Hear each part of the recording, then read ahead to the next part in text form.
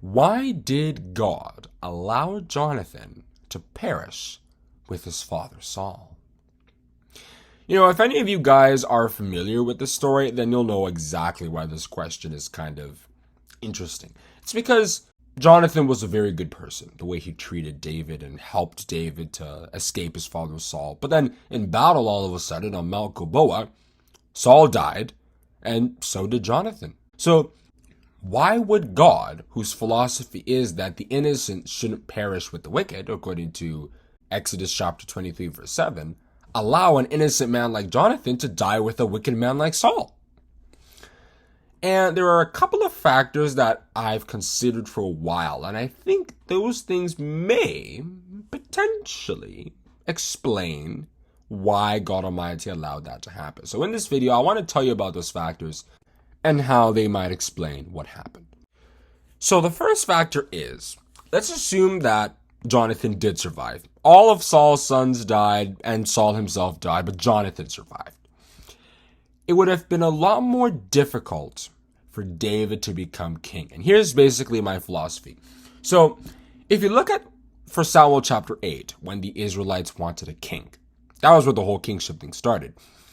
They wanted to be like the Gentiles. The system that they had observed that the Gentiles were having with a king and with a dynasty and with all that stuff, they wanted it. For Samuel chapter 8, verses 19 and 20, we see it.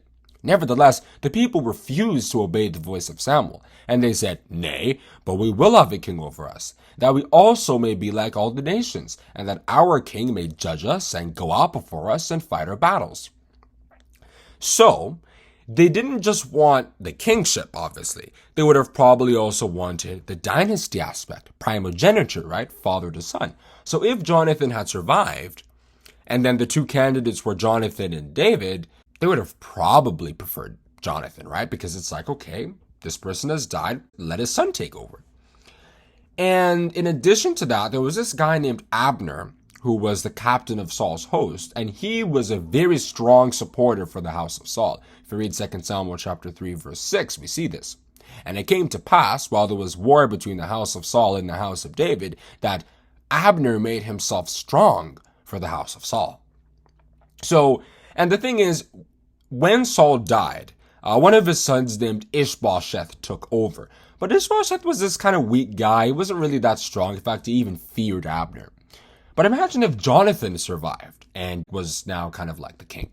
Abner would have really, really supported him. And Jonathan was a very formidable guy. He fought the Philistines in 1 Samuel chapter 14. So the opposition to David's rule would have been extremely strong. And also, David and Jonathan were friends. So if you read 2 Samuel chapter 1, verse 26, you can see the way David spoke about him when Jonathan had died. He said, "I am distressed for thee, my brother Jonathan. Very pleasant hast thou been unto me. Thy love to me was wonderful, passing the love of woman." So imagine this friendship, right? You now have that Jonathan is king.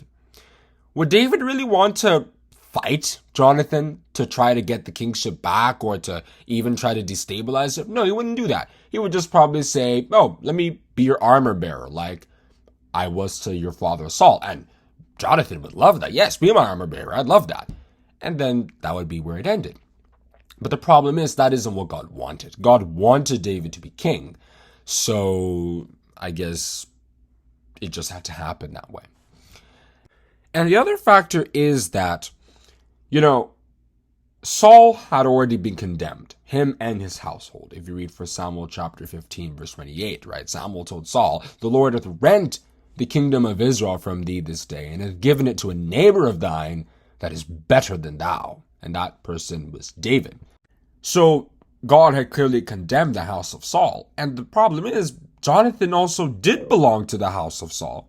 So for God Almighty to fulfill that prophecy, Jonathan just had to, go with the others. And the thing is, if we were to just leave it like this, it wouldn't be very convincing. But there are actually other stories in the Bible where God Almighty did basically the same thing, so we could then understand that might just be how he thinks. For example, if you read what God said about the house of Eli in 1 Samuel chapter 2, verses 27 to 36, you see that God Almighty condemned it, the priesthood was going to be taken away from him, and so on.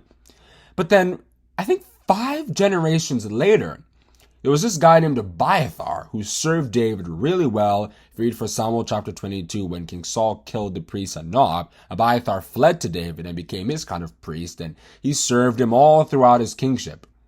But then when Solomon became king, he actually took Abiathar out of the priesthood because he was a descendant of the house of Eli. If you read 1 Kings chapter 2, verse 27, you see this. So Solomon thrust out Abiathar from being priest unto the Lord, that he might fulfill the word of the Lord, which he spake concerning the house of Eli in Shiloh.